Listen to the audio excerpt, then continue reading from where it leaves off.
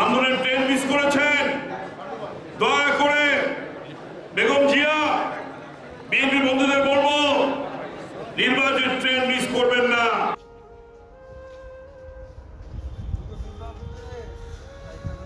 যখন সিংহায় ফুৎকার দেওয়া হবে তখনই তাহারা কবর হইতে ছুটিয়া আসিবে তাহাদের প্রতিপালকের দিকে। সূরা ইয়াসিন।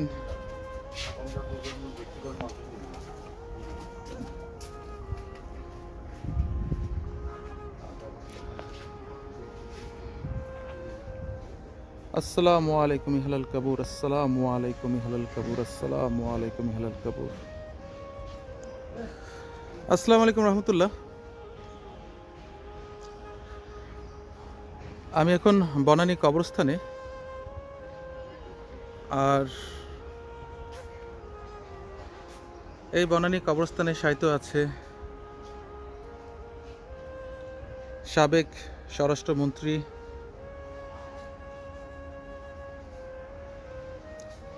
মরহুম মোহাম্মদ নাসিম। আমরা মরহুম মোহাম্মদ নাসিম এমপির কবরের ঠিক কাছেই, আর এই কবরটিতে শায়িত আছে আলহাজ মোহাম্মদ নাসিম। সরকারের কথা বলেছেন, তত সরকার মারা গেছে, এখন তত সরকার আছে কবরস্থানে আছে, তত সরকার বেঁচে নাই। আলহাজ মোহাম্মদ নাসিম পিতা শহীদ এম মনসুর আলী, প্রেসিডিয়াম সদস্য বাংলাদেশ আওয়ামী লীগ, সাবেক মন্ত্রী, গণপ্রজাতন্ত্রী বাংলাদেশ সরকার। মোহাম্মদ নাসিম তিনি 2 এপ্রিল 1948 সনে জন্মগ্রহণ করেন, আর তিনি 13 জুন 2020 সনে তিনি ইন্তেকাল করেন।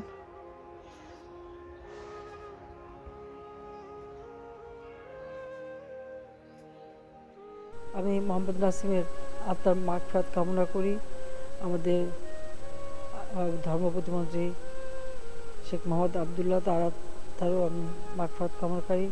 তাদের শোক সন্তপ্ত পরিবারের প্রতি আমার সহবেদনা জানাই।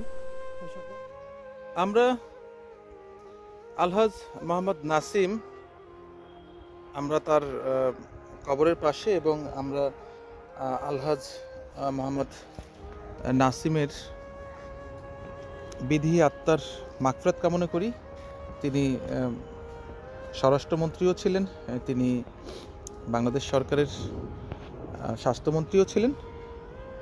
তিনি আজ এখানে শায়িত। আমরা তার বিধি আত্মার মাগফিরাত কামনা করি এবং মহান রব্বুল আলামিনের কাছে বলি আল্লাহ যেন তাহার গুনাহ খাতা মাফ করে দিয়ে আল্লাহ যেন তাকে জান্নাতুল ফেরদৌস দান করেন, আমিন। আমাদের মতবিরোধ থাকতে পারে, আপনি অন্য দল করেন, আমি অন্য দল করি, আপনি আমার আদর্শে বিশ্বাস করবেন, আমি বিশ্বাস করি না, তাই আমি বিশ্বাস করি না। আপনি যে আওয়ামী লীগের সব আদর্শ বিশ্বাস করেন, আমি বিশ্বাস করি না। জাতীয় পার্টি যে আমাদের আদর্শ বিশ্বাস করতে আমি বিশ্বাস করি, কিন্তু একটি প্রয়োজনে, যুগের প্রয়োজনে একজন নেতাকে সমর্থন করতে হয়। এই বনানী কবরস্থানে এখানে আরো অনেকেই শায়িত আছে, তাদের মধ্যে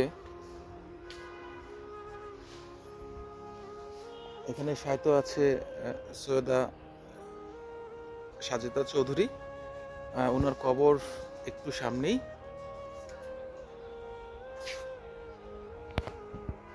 আমরা সৈয়দা সাজেদা চৌধুরীর কবরটা একটু জিয়ারত করে আসি।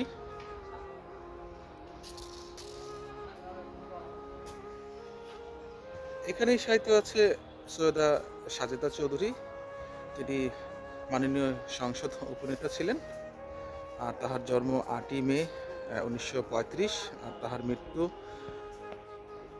11ই সেপ্টেম্বর 2022 এটাই তার কবর। এখানে তিনি শায়িত আছে। আমরা সৈয়দা সাজেদা চৌধুরীর আত্মার মাগফিরাত কামনা করি এবং মহান রব্বুল আলামিনের কাছে বলি, হে আল্লাহ, আপনি তার গুনাহ খাতা মাফ করে দিয়ে আল্লাহ, আপনি তাহাকে জান্নাতুল ফেরদৌস দান করেন, আমিন।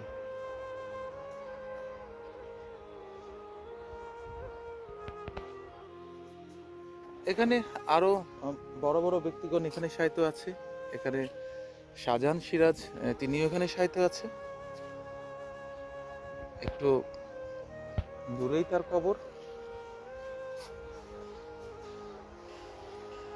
আর এখানে শায়িত আছে মরহুম আলহাজ জিয়াউদ্দিন আহমেদ মজুমদার জুয়েল, তাহার পিতা আলহাজ কামাল আহমেদ মজুমদার। এখানেই এমপি কামাল আহমেদ মজুমদারের ছেলের জিয়াউদ্দিন আহমেদ জুয়েলের কবর, এখানে তিনি শায়িত আছে। আর একটু পাশেই এখানে শায়িত আছে মুক্তিযুদ্ধের ইশতেহার পাটকারী বীর মুক্তিযোদ্ধা শাহজাহান সিরাজের কবর। আমরা মরহুম শাহজাহান সিরাজের কবরটা একটু জিয়ারত করে আসি।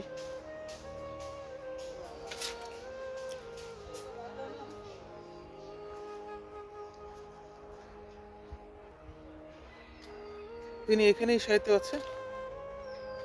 তার সমাধি বা কবর এটাই।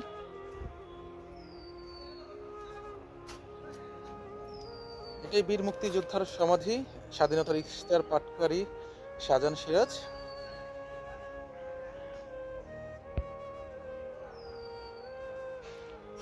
এটাই তার সমাধি। আমরা মরহুম শাহজাহান সিরাজ তাহার আত্মার মাগফিরাত কামনা করি এবং মহান রব্বুল আলামিনের কাছে বলি, আল্লাহ যেন তাহাকে জান্নাতের সুগ্রাণ নসিব করে, আমিন। এই বনানী কবরস্থানে দেখলাম কত বড় বড় ব্যক্তিগণ এখানে শায়িত আছে। এখানে শায়িত আছে বাংলাদেশ সরকারের অনেক এমপি, মন্ত্রী। আমরা এই কবর এবং কবরবাসীদের বর্তমান অবস্থা দেখে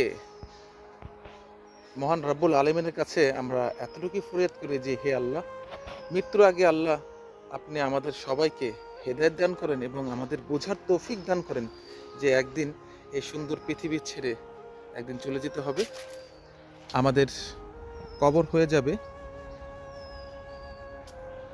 আর আমাদের বুঝতে হবে যে এখানে কত বড় বড় ব্যক্তিগণ এখানে শায়িত আছে। এখানে আলহাজ মোহাম্মদ নাসিম এখানে শায়িত আছে।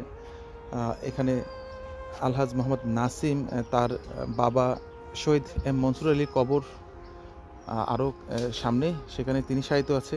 আমাদের সবাইকে বুঝতে হবে এবং আমাদের সবাইকে ভাবতে হবে যে একদিন আমাদেরকে চলে যেতে হবে। তাই আসুন আমরা মৃত্যুকে স্মরণ করি, মৃত্যুকে ভয় করি। এই অহংকার, এই পেশি শক্তি আমাদের কোনো কাজেই আসবে না। একদিন আমাদেরকে অন্ধকার কবরে যেতে হবে। তাই আসুন আমরা প্রস্তুতি নেই, এখন থেকে প্রস্তুতি নেই। আর আল্লাহ যেন আমাদেরকে সবাইকে বোঝার তৌফিক দান করেন, আমিন।